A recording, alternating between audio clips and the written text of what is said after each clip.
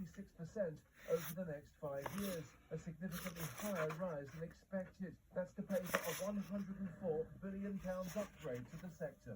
Bills do need to rise to fund record levels of investment, to safeguard the health of our rivers, our seas and our waterways, to secure the resilience of our water supplies, and to get companies to really raise their game. Customers now face paying an extra average £31 a year, but it's less than what the water companies were asking for.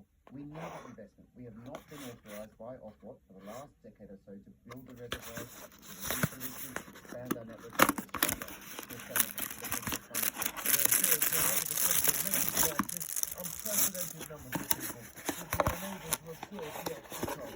We're now going to have to have a serious look at the whole basic structure of this industry. I think the regulatory system needs a complete overhaul, and I think government today is actually going to have to now just step up to the plate. And today, MPs launch an inquiry into reforming the water sector. They'll start hearing from witnesses in the new year.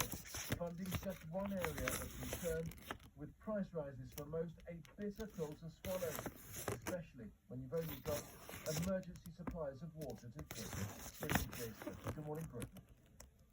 And that is our top story coming up. We're going to be joined by the Energy Minister, Miatta Fahnbulleh. That's at 8:30 this morning. They want to talk about reforming the energy regulator Ofgem to better protect consumers. This morning, aren't there, about how the water regulator Ofwat is working with the news of those big increases in bills. For her as well.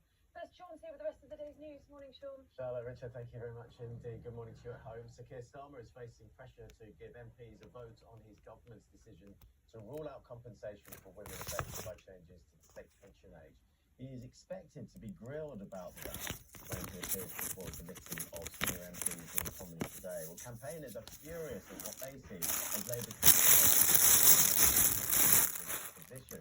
Our political correspondent Louisa James is at Westminster for us. Good morning to you, Louisa. So the first, the winter fuel row. Now the backlash over this WASPy compensation. It's fair to say it's going to be an uncomfortable day for the Prime Minister. Yeah, it's actually Westminster's last day before Christmas, but it is not going to be an easy one for the Prime Minister because, yes, anger is growing over that decision not to compensate the so-called WASPy women, the SNP and the Liberal Democrats both calling on the government to hold a vote on this. Now, Downing Street says that MPs have already had their chance to have their say in the Commons, and the danger, of course, of having a vote is that it could expose just how many Labour MPs are unhappy about it. Reports this morning that up to 100 could vote against it if there was, in the unlikely event, a vote. And Keir Starmer was challenged by those on his own side at Prime Minister's question.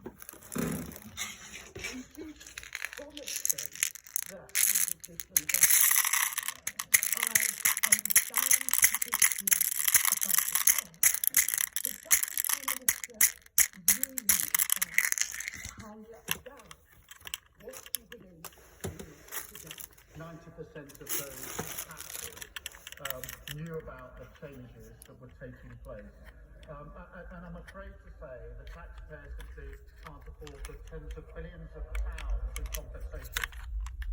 Well, what you heard from Diane Abbott there is what I'm also picking up from other Labour MPs as well, that their primary concern is this feeling of betrayal, and that is also what we're getting from many of the messages you at home are sending us about this issue, because although compensating the WASPy women was not in Labour's 2024 manifesto, multiple senior Labour figures have been seen very publicly supporting the campaign in the past. So this will no doubt come up when Keir Starmer is grilled by the liaison committee this afternoon, senior MPs representing various committees in Westminster. And we had a bit of a taste of what he might